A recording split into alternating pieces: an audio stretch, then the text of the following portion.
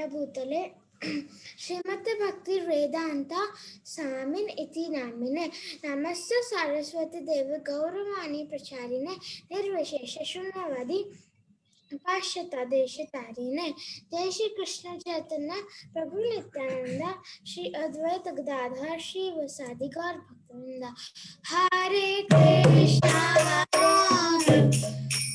Hare Krishna Krishna Krishna Hare Hare Hare Ram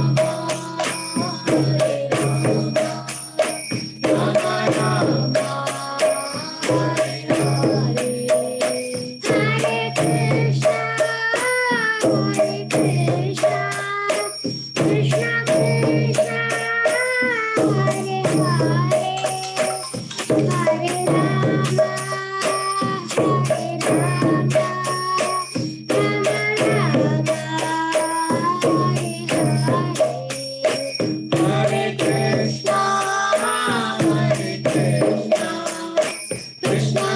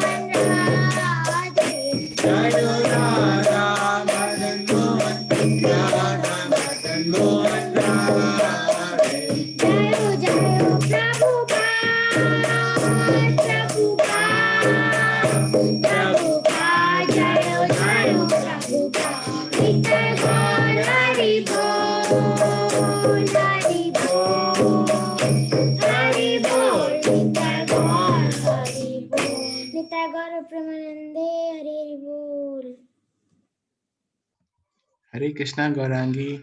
Thank you so much for such a wonderful Kirtan. So, Hare Krishna and Pranam dear devotees. So, welcome to Nectar of Instructions classes by His Holiness Bhakti Arja, Priti Vardhan Maharaj. So, Maharaj is here and we welcome Maharaj by chanting one round of Hare Krishna Mahamantra. Hare Krishna, Krishna Krishna, Hare Hare, Hare Ram, Ram, Hare Hare.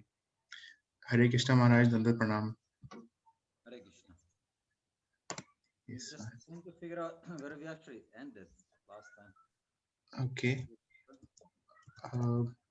We discussed on taking only prasad and we were on anger and taking prasadam for controlling the urges of belly. I'm not sure exactly which line is it, but we were still on NOI 1. Yeah, okay. Hare Krishna.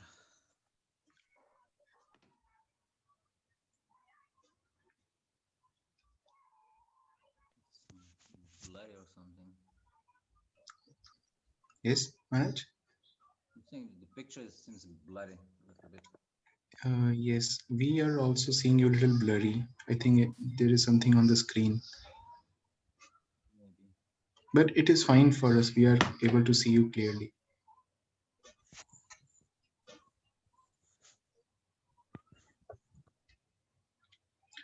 Yes, Better? Yeah. yes, Maharaj, it is better. Okay. Hare Krishna. So then we will continue reading from the Nectar of Instruction, the purport to the first verse by Srila Prabhupada.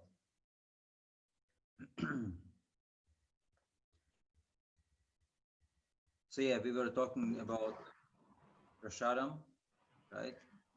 Eating and controlling the jihva, the tongue. Then okay, we will continue. In a similar manner, the urges of the genitals, the sex impulse, can be controlled when not used unnecessarily.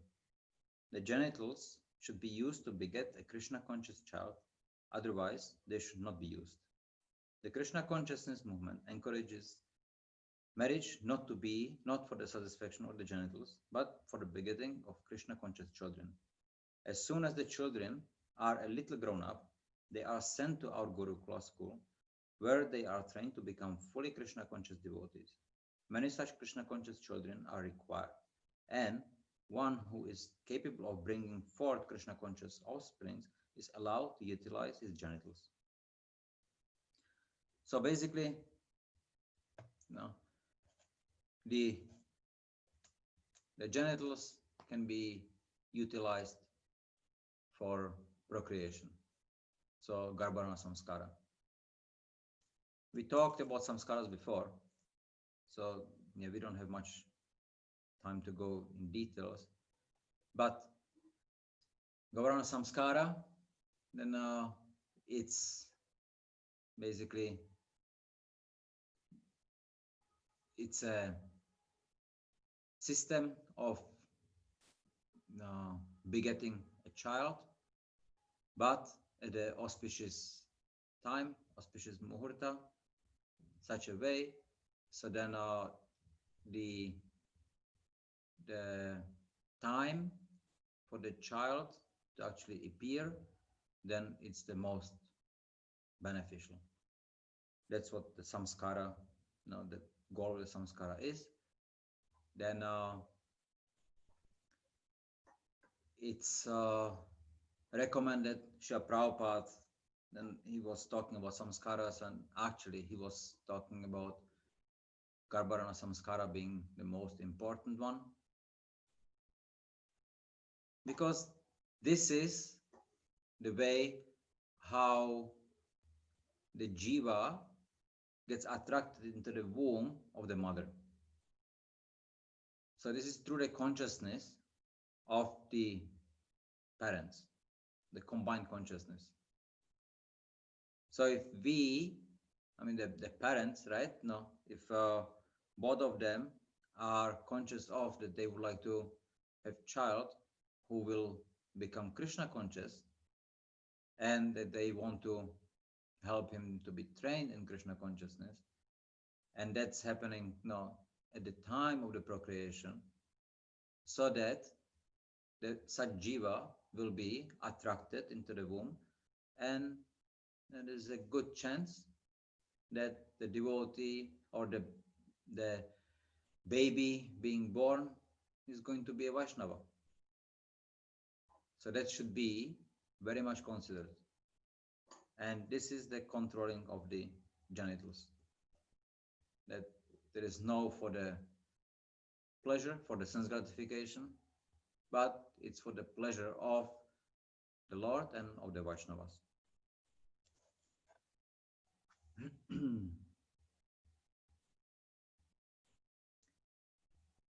When one is fully practiced in the methods of Krishna conscious control, he can become qualified to be a bona fide spiritual master. So one is to be self-controlled, Goswami, to be able then to also encourage others to also be sense control. So that's why one has to be able to control his senses before then he becomes a spiritual master. In his Anuvriti explanation of Upadeshamrita, Srila Bhaktisiddhanta Saraswati Thakur writes that our material identification creates three kinds of urges: the urge to speak, the urge or demands of the mind, and the demands of the body. When a living entity falls victim to these three types of urges, his life becomes inauspicious. One who practices resisting these demands or urges is called tapasvi, or one who practices austerities. By such tapasya, one can overcome victimization by the material and energy, the external potency of the Supreme Personality of Godhead. So this is very important point, that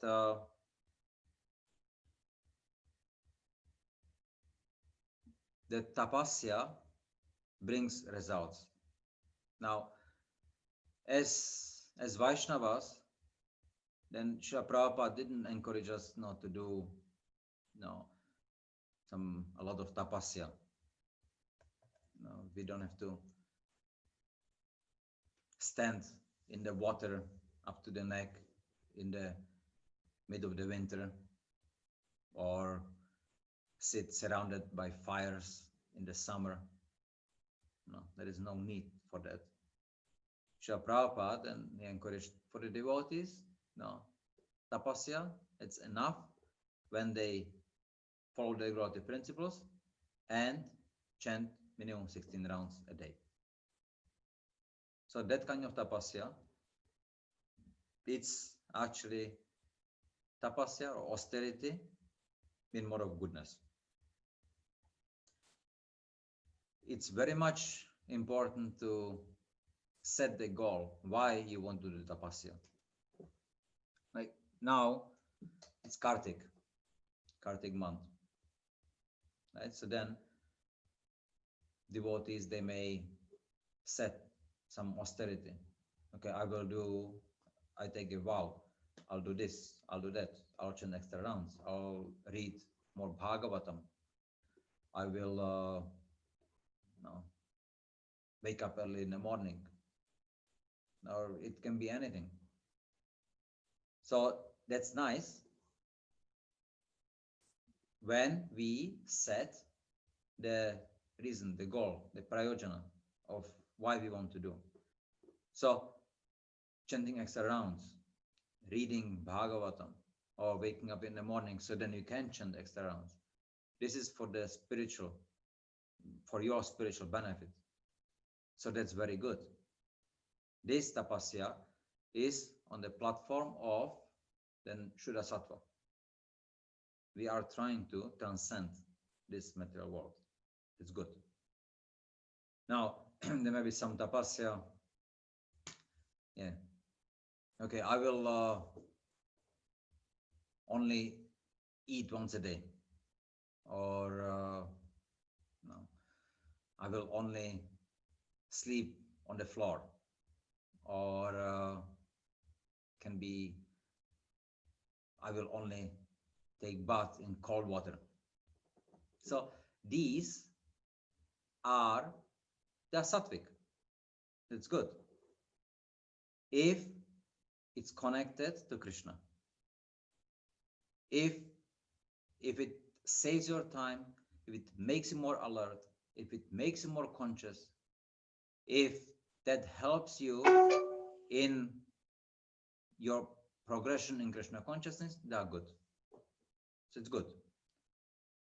But if we start focusing on that, oh, today I got up early, now because of my tapasya, so I chanted my rounds, but then in the afternoon, I was supposed to do something, some reading, or I was supposed to do some, but I cannot do it because I got up early. So then everybody has to understand that because I got up early, now I cannot do anything else. So this is not good. That's Rajaguna. No? That we start skipping our duty for taking some vow and thus not be able to fulfill our Namitika, no, Nitya Seva. So we have to be careful when we take a vow. I want to do some austerity. It's always additional. We add to our Nitya Seva. We already have some duties to perform. And now we add to it. We cannot compromise the Nitya Seva for the extra vow, the extra tapasya. That's very important to understand. And sometimes we see some devotees, they follow maybe some Nirjala Ekadashi. And then it's hot, it's they may be thirsty. So now because they follow Nirjala Ekadashi, so then everybody has to understand that they are following Nirjala Ekadashi. So for them, sometimes to go to sleep, or that they don't do their services because they are following Nirjala Ekadashi. Everybody has to understand. And this is not good.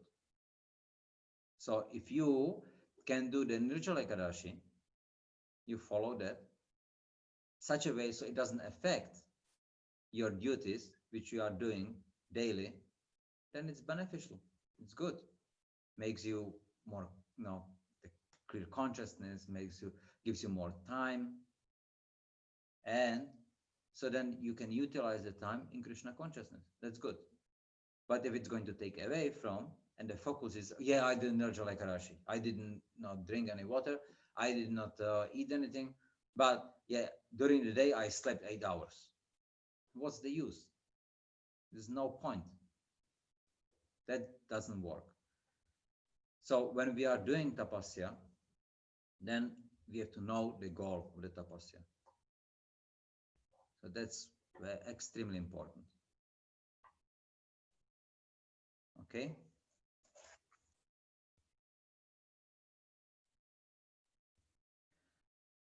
When we refer to the urge to speak, we refer to useless talking, such as that of the impersonal Mayavadi philosophers, or of persons engaged in fruitive activities, technically called karmakanda, or of materialistic people who simply want to enjoy life without restriction. All such talks or literatures are practical exhibition of the urge to speak. Many people are talking nonsensically and writing volumes of useless books, and all this is the result of the urge to speak. To counteract this tendency, we have to divert our talking to the subject of Krishna. This is explained in Srimad Bhagavatam 1.5.10.11. Nayadvachas chitrapadam harer yasho jagat pavitram pragrinita karhichit tadvayasam tirtam ushanti manasa nayatra hamsa niramanyat ushikshayaha. Those words which do not describe the glories of the Lord, who alone can sanctify the atmosphere of the whole universe, are considered by saintly persons to be like unto a place of pilgrimage for crows. Since the all perfect persons are inhabitants of the transcendental abode, they do not derive any pleasure there. So this verse, it's important to understand now. Prajalpa, right? What is nonsensical talking? So it's not just only talking. It's it's writing, reading, doing anything which is not connected with the Lord. That's prajalpa. And that affects our consciousness. And the consciousness, then it downgrades the consciousness. So we should be looking for how we can utilize then our time in the association of devotees, in the association with Guru, Sadhu, and Shastra. That's the ideal. Now, sometimes there is a need, some need for talking lagu kata, right? You can say. Or there is a book. What's the name of it?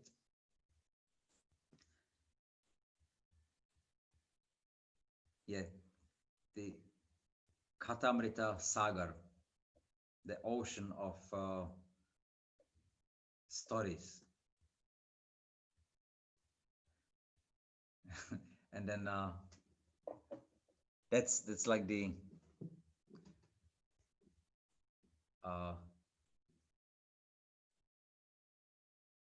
ultimate prajalpa, you can say.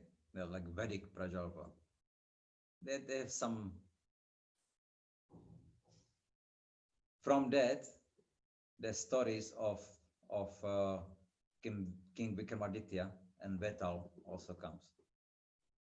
So this kind of stories, they are in Satvaguna. They explain things. There are some cultural points, but they are not necessarily connected to Krishna. So if one can connect that to Krishna, then no, it may be conducive.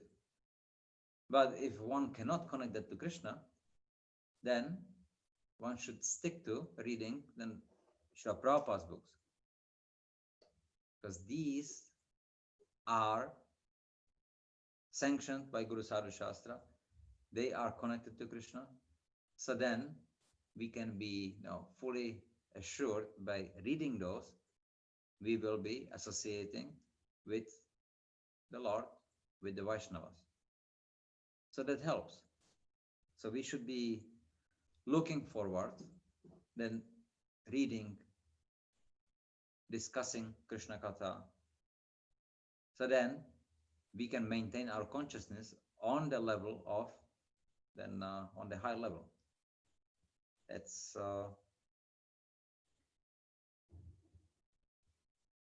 writing volumes of useless books. Books which are not talking about Krishna, if they cannot be dovetailed to Krishna, then they are useless.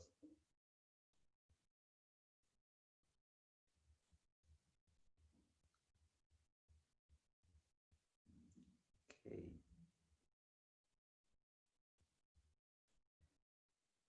Yeah, and then we have another verse from Srimad Bhagavatam. Tadvag visargo janataga viplava yasmin pratishlokam abadhyavatyapi namanyanantasya shonkitanyat shenvanti gayanti grihnanti sadavaha.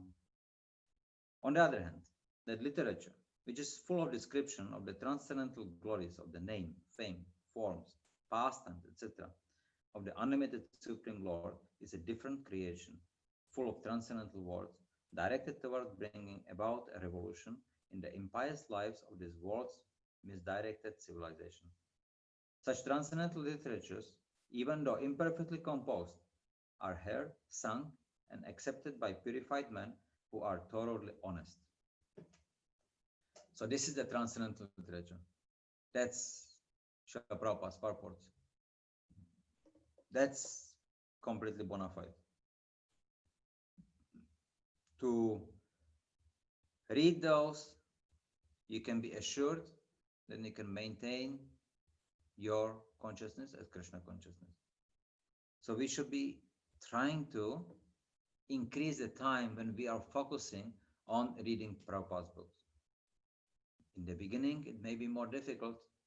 Maybe we are not having time.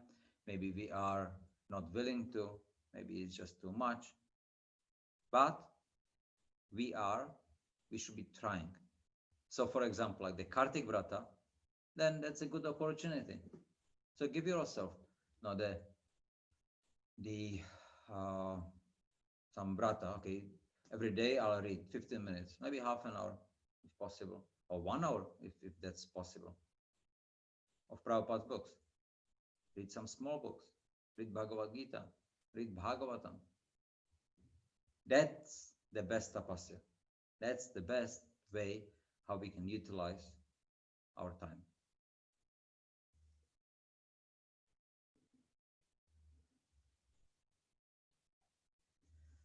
The conclusion is that only when we talk about devotional service to the Supreme Personality of Godhead can we refrain from useless nonsensical talk.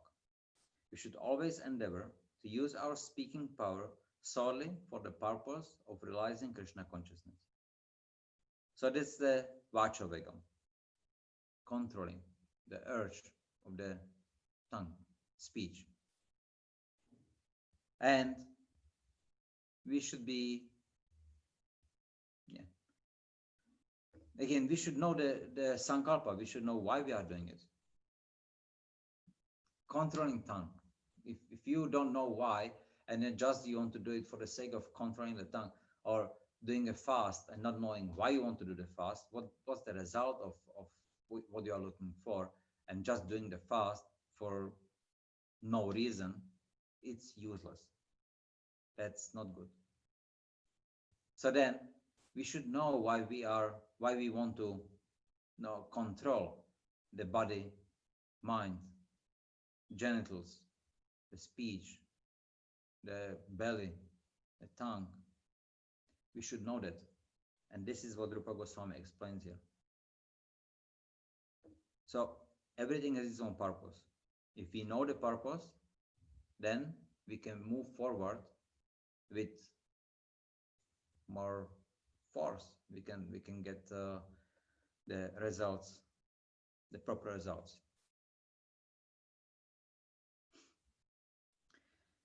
As for the agitation of the flickering mind, they are divided into two divisions. The first is called Avirodha Priti, or unrestricted attachment, and the other is called Virodha Yukta Krodha, anger arising from frustration. Adherents to the philosophy of the Mayavadis believe in the fruitive results of the Karmavadis and believe in plans based on materialistic desires are called Avirodha Priti.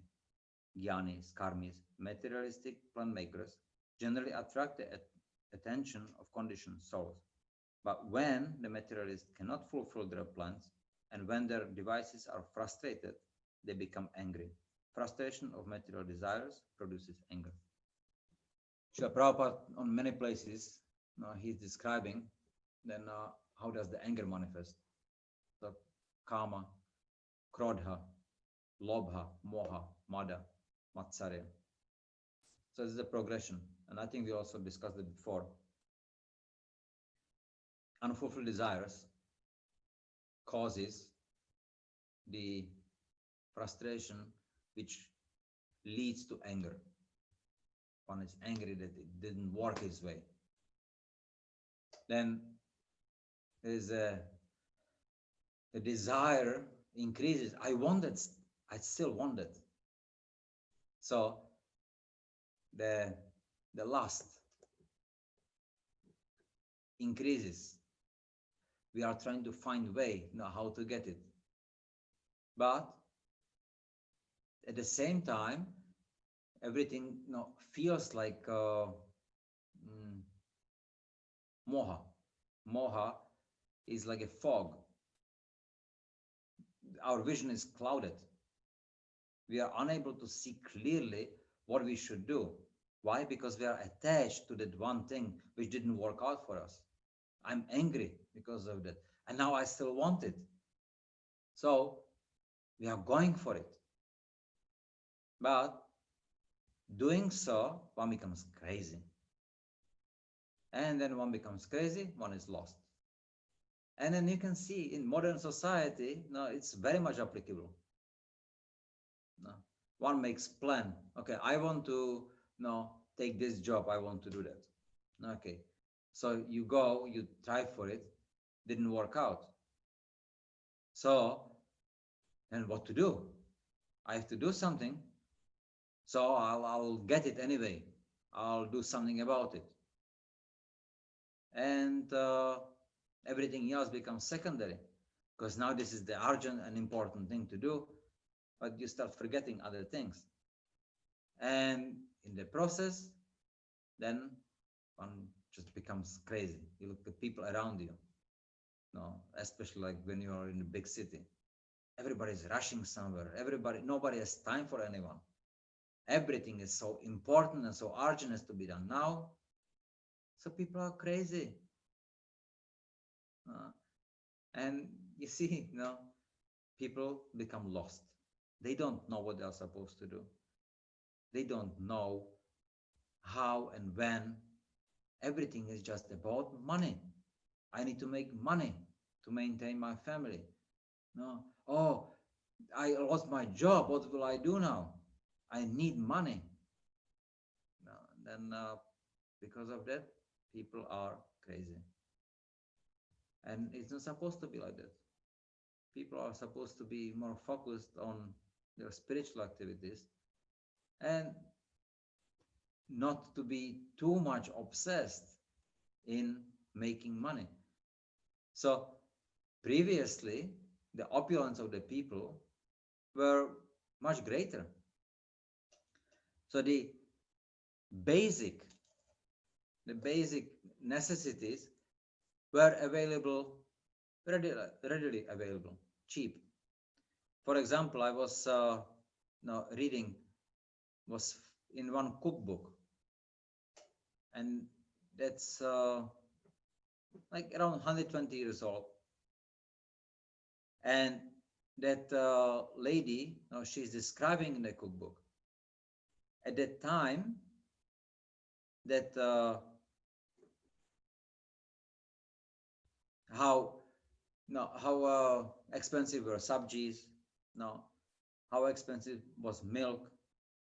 So she's talking about, and there was the price of ghee.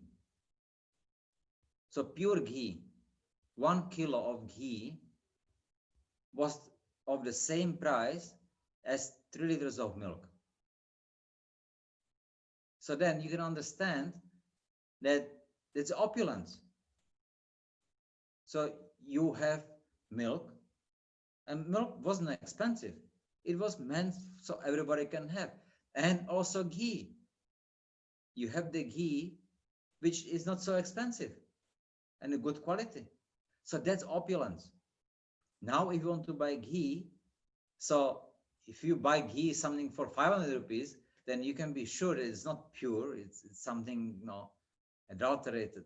Now, if you want really pure ghee, like A2 ghee, then you have to pay, I don't know, thousands of rupees for 1 kilo. People will just rip you off.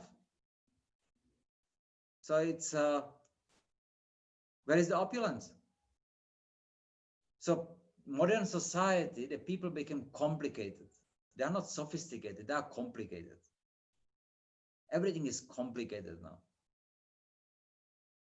You have no ghee, so you have to go and you have to get some soybean oil or something very cheap because you don't have money. And that definitely doesn't taste good. And also it doesn't have the qualities which the ghee has. Well, ghee, now it's not for normal people, not because it's so expensive. So it's very difficult. So where is the opulence? Opulence gone. People don't have the money, and this is called the advancement of the society, the advancement of the civilization. But what advancement? What? Nothing. It's going backwards. But yes, we have iPhones, no, iPads, we have computers. But unfortunately, no, it's very difficult to no, eat a computer. It doesn't satisfy your hunger. Yeah, but it's good if you want to make money, right? Maybe sometimes it's complicated, and it doesn't have to be like that. Okay, now it's past 7. So are there some questions?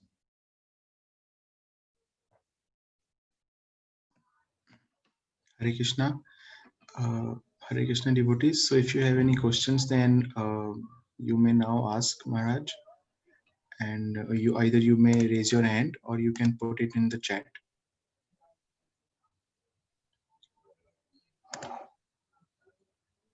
Okay. Hare Krishna Maharaj. Maharaj, I have one question. Since we were talking about money and all, so I have seen in our group, we have seen that there are some sincere devotees are there, but something happened financially with them, and it disturbed their bhakti also. Their devotional service also disturbed. Their chanting disturbed. So sometimes we internally feel that money is also important. Sometimes, can you please? Yes, yeah. See, you choose a lifestyle, right? So if you live in the big city, then definitely you need money, because what else you will do without money? How can it exist?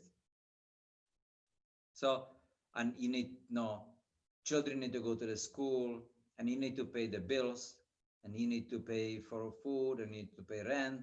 No, so many things. It's just everyone wants money, so you have to run around and to make money. No, now many times, now you see in many families, both have to work. The husband and wife have to work to make money to maintain, and sometimes it's very difficult. So money are needed, but it should not be that money becomes the goal of your life. For example, you see the father of Srila Prabhupada. He is Grihastha, he has a family, he needs to maintain the family. But what he does, he just goes to the shop. He has a shop, cloth shop, to sell clothes. And he is there for, I think, not 2 hours, 3 hours. And whatever he sells, he sells. After that, he closes and he goes back home and now properly focuses on his spiritual life. He, at the time, he focuses on his family. So he is doing the activities of a grihastha. Now, one may say, okay, so he's 2 hours in the shop and he makes this much money. But if he is 4 hours in the shop, he will make double. So that's the logic. And if he is again double of that, then he will make more. And more is better. So he should spend 8 hours in the shop, and then he will make more money. And then happily the family will be happier. That's the logic of a materialist. Because it doesn't work this way. Just because you spend more, it does not mean that you get more. There was a man, and he had like a couple, okay, married couple, and they were like a middle class. So they were living in one house. Their neighbor he was a very rich man.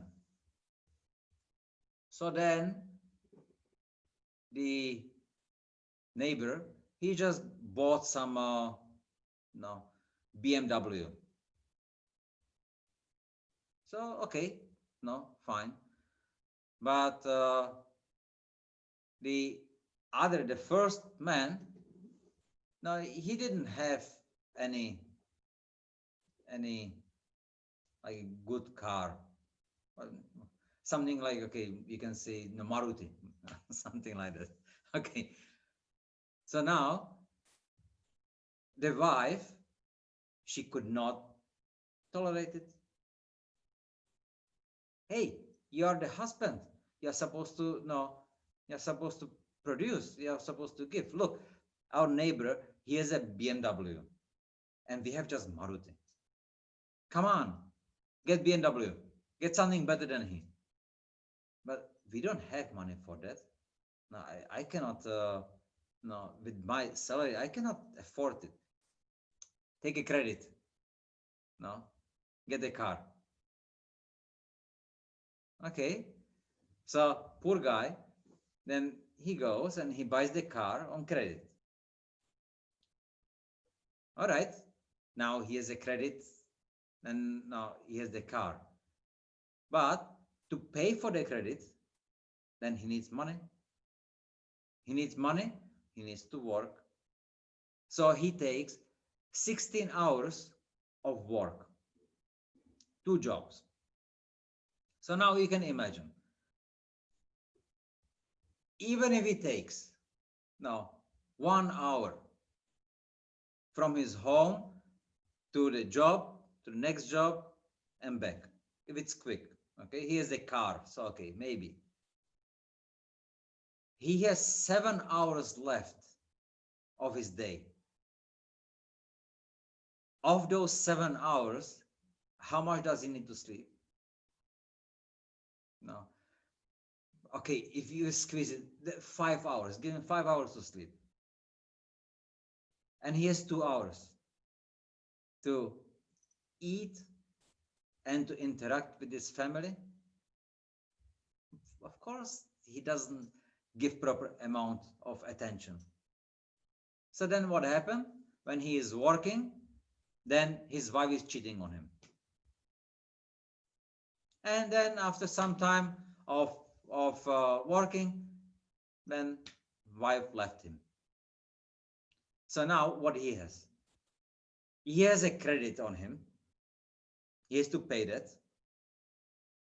The car is there, which I think anyway she took it. And he has nothing.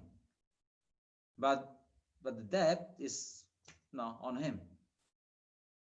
What did he gain? Is he happy now because he has BMW or he had the BMW? He lost. He lost his wife. And now he still has to work 16 hours of work because he has to pay the mortgage. And not to speak about that, likely, probably, he can lose his job anytime. Because now, people, there are too many people. Unemployment is getting greater. So what is the use? What did he gain? Is he happier? No. So money does not make you happy. But yes, it is necessary to have some. But you have to decide for yourself where you want to live, what's your status of living, how much you have to have to be satisfied. Because if you are not so you don't need so much of opulence, then simple living will be easier, need less maintenance.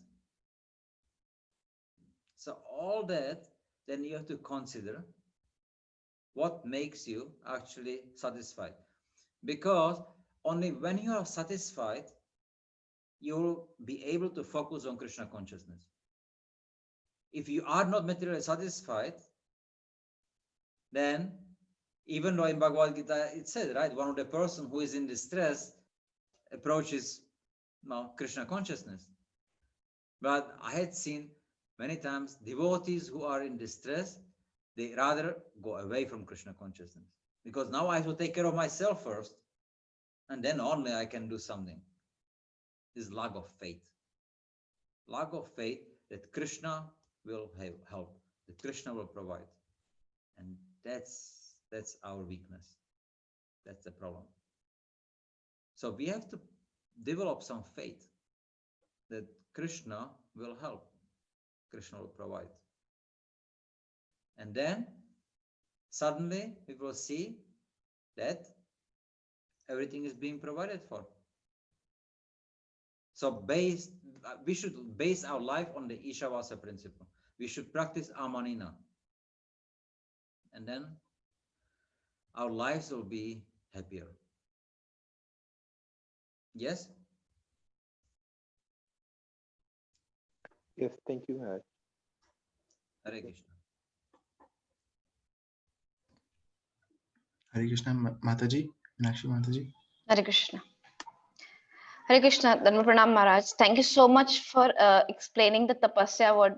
Generally, we have a lot of confusion regarding the word tapasya, especially in these months like Kartik and Purushottam months. Thank you so much, Maharaj, for explaining so nicely about a word tapasya means actually is. Maharaj, my question is that like we were talking about the urge of speak, that we try to speak in regarding always related to Krishna conscious or something which is leading us towards the Krishna consciousness also. But sometimes it happens like when we meet our relatives or some other people, we need to talk. Otherwise, they say that to them we can't speak about Krishna consciousness. Always they say ki ye to pata nahi, what they're talking about we don't understand. So what should be our consciousness at that time, so that whatever they are talking to us or whatever we are talking to them doesn't affect our consciousness? That is my question, Maharaj. Okay, so you see, association, it's of two kinds: taking association and giving association.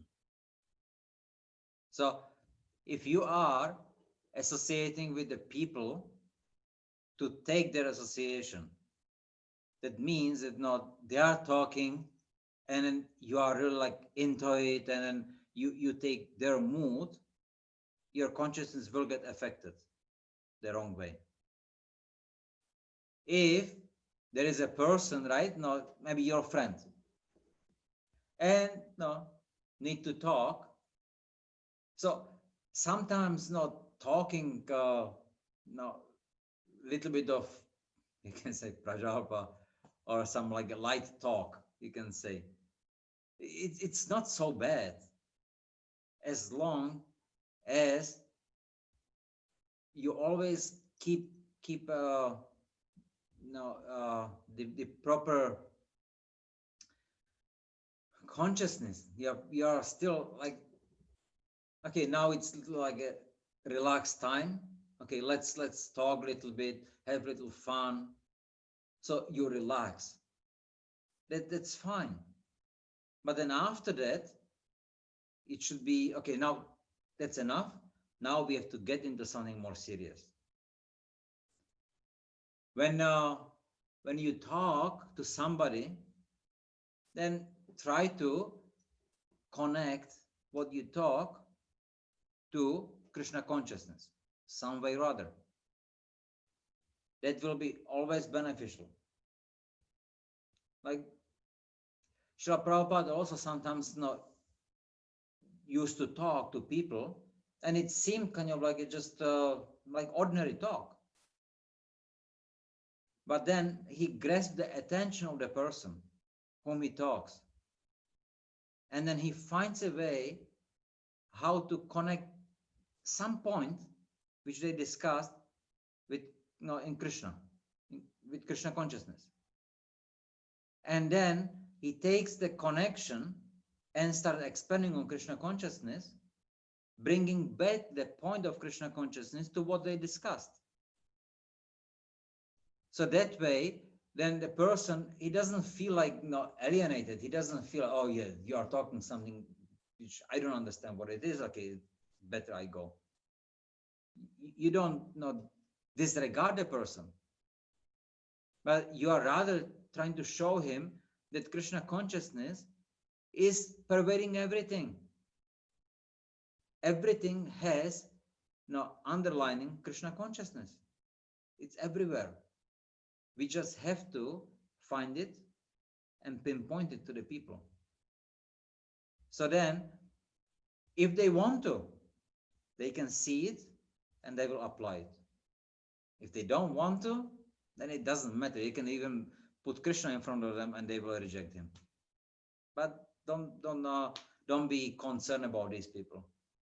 Rather, just see to the people that yes, you are my friend. Friendly talk. Just relax. It's not a problem, right? But just find a way how to consolidate that, and then some way show how to connect it with Krishna. And it doesn't have to be always like very formal. It can be relaxed. It can be informal. But no, you should not forget the connection. Is that clear? Yes, Maharaj, but yes, it's I think need a practice, because we always not able to, because maybe out of practice we weren't able to do that always. We get dragged into the situation actually. So yes, you. Yes, it happens. When that happens, now when you realize that it happened, try to get around it. See, sometimes the friendship is conducive, so you want to keep the friendship, like with your relatives, but they maybe the relatives may not be very Krishna conscious, but it's still some relationship is there. You want to keep it, so then you are nice, you explain, but very like a slight points you mention Krishna consciousness, so then for their benefit. But when they say they want you to do something which it's against like your beliefs, so then you will not do.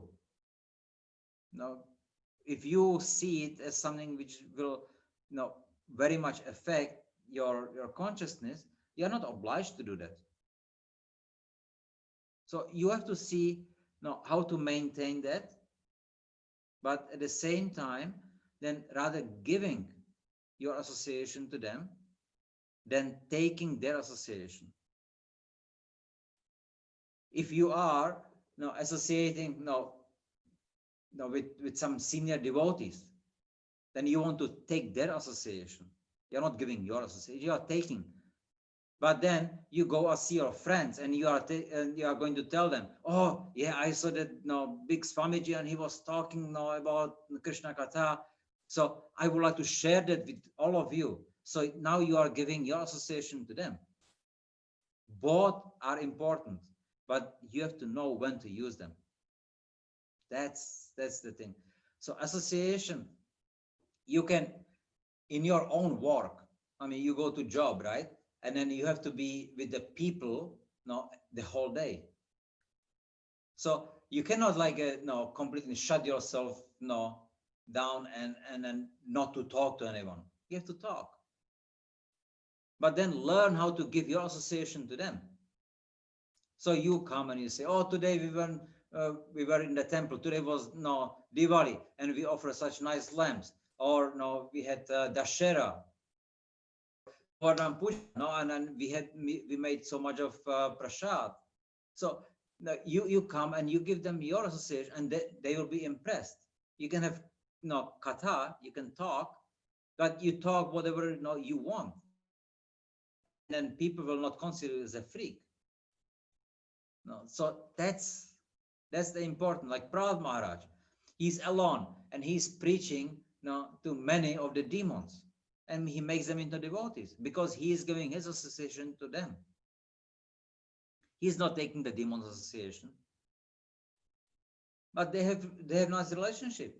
association is there. So it depends which way it flows. So if it flows from you to them, then they will benefit. But if it's from them to you, then you get affected. So just be conscious of that. You can still be nice person. You don't have to be rude, cut and dry. You can be nice person. You can also show that there are certain things which you like to talk about and certain things just you don't like to talk about. And they will respect you. Because nowadays not many people have any many values. So if you have some values, okay, I do this, I like this, but I don't like this and I don't do that, people respect that. Because that's a tapasya. That's respectable. That's opulent. Yes? Yes, Maharaj. Thank you so much. It's really helpful. Only need a practice and your blessings also. Thank you so much, Maharaj. Okay. So, any more or? Krishna. Are there any more questions? No, Maharaj. No more questions. Okay. We have a very nice Bhishma Panchakam. Yes, Another opportunity for tapasya. Don't forget to chant the rounds. Maybe you can chant not 60, maybe try 25 or try 32 rounds for the next 5 days until Purnima. No, it's a nice thing to do. Okay, Maharaj. Try to, for the last 5 days of the Chaturmasya, try to do something. Because if you do it during the Pachaka, then it's considered like you had done it for the whole Chaturmasya. So try that. Yes, please pray for us, Maharaj. Hare Krishna. Hare Krishna, Maharaj. So we'll chant one Hare Krishna Maha Mantra for Maharaj. Hare Krishna, Krishna Krishna, Hare Hare. Hare Ram, Ram Ram, Hare Hare. Thank you so much, Maharaj. Hare Bol. Hare Krishna. Hare. Hare Krishna. So thank you so much, devotees, for joining. So we'll end the session here. Hare Krishna.